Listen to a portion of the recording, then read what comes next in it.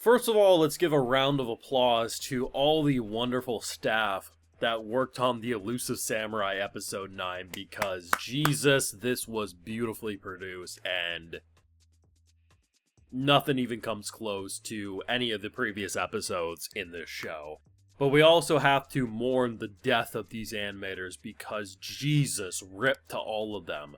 We already know, or should at this point, that behind the scenes, it doesn't have a healthy production schedule. You don't need to see another delay, so episode 10 going to be delayed a week, to know that this show is struggling behind the scenes. And it's not because it's struggling the way that, oh, the episodes look bad, it's struggling because it has a very bad schedule. Meaning, crunch time and the stress these people are going through is even worse than a normal anime production, which is already pretty bad. But the fact that an episode like this can exist with 3 separate battles that all equally had that oomph, that energy, that chaos that was just blowing me away. This is insane, man. And I feel so bad. Like, they could take 4 weeks off if they want, man. Like, but just to see the amount of passion and quality oozing through this episode, yet knowing behind the scenes just how hellish this schedule actually is, you feel for the people behind this production, or you should if you have a heart, because it's the very sad thing is had this episode been like, say, a third of the quality that it is, most of the anime community would just say how god-awful it is, we should have a different studio, you know, blah blah blah. But because of how good this episode is, all people are going to say is, damn, this is the best studio, the best production ever. But in fact, we should be saying the same thing for no matter what. If this episode looked amazing or basically god-awful. Rip to these animators, because they are pushing themselves to their limit, but the talent definitely shows, and all we can do is appreciate the absolute quality coming from this production. Now, of course, I do have full live reactions over on Patreon. If you want to see my full and good thought to any of these episodes, it's going to be over there exclusively. So I was wrong about our MC. I mean, I know we ended the episode, we didn't see what he did, but we ended the episode last week with him somehow getting an attack in on a character I thought he wasn't going to beat. I was totally convinced last week, and walking into this episode, despite seeing him get some sort of an attack, I thought to myself, you know, it's probably just a minor flesh wound. There's no way. So he's going to have to burn that building down, and that's how we're going to take this character out. But in fact, no, he, a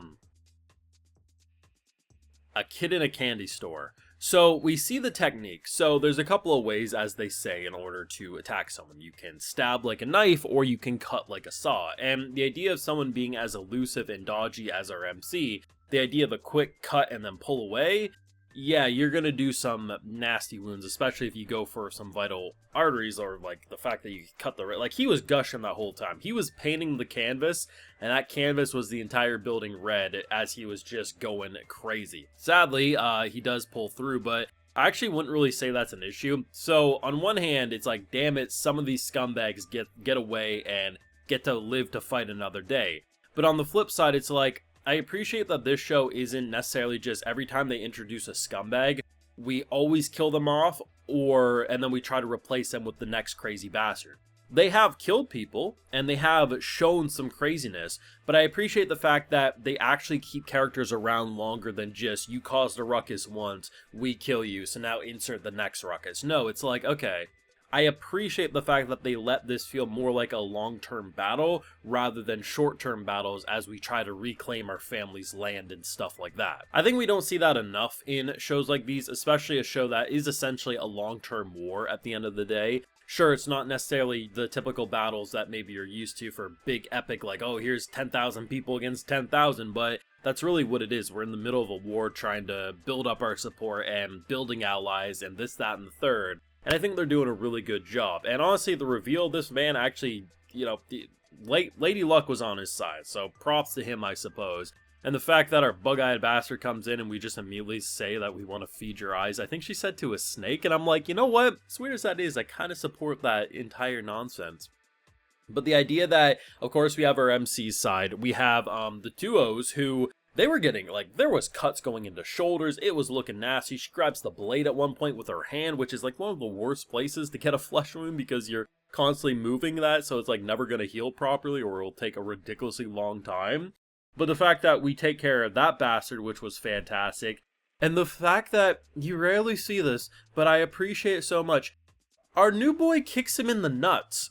Because he's like holding it and then he just kicks him in the nads, man. And it's like disrespectful, but why the hell not? You're fighting for your life, this dude doesn't deserve respect, and then the cross slash to slit his throat, like they were doing some nasty business. Like the fact that every single fight just felt impactful, well produced, music, voice acting, constant shifts in the art direction. Like there was some framing in this episode. There was one shot with like a puddle of blood in the reflection of her MC.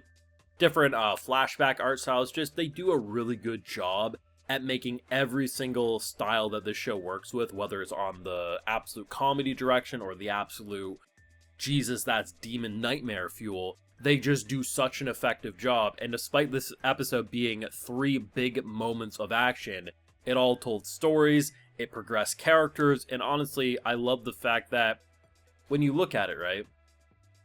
We started the show off with a character who was so questionable, and most people watching assumed we can't trust him because he seemed crazy. Turns out to be just big bro, big dad energy, maybe a little creepy, but essentially God among men. And in this episode, our MC pretty much was the Buddha to this man that he was brutally killing. I love the fact of how they use almost like religious figures and stuff in this show to just tell such a cohesive story that just leaves you wanting more. This is a show that had a lot of cards stacked against it, not because the source material was bad, but because it just didn't have a great production schedule.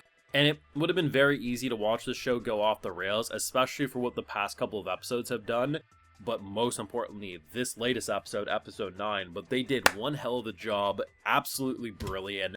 Easily the most exciting episode, the best produced episode, and honestly, despite there being a little bit of a damn it, I thought we killed all the ones we had to, I appreciate that they're not going to try to top Ants in the Pants over here, because that dude is one creepy bastard, and it'll be interesting to see where his story could develop now that he's getting basically a second chance.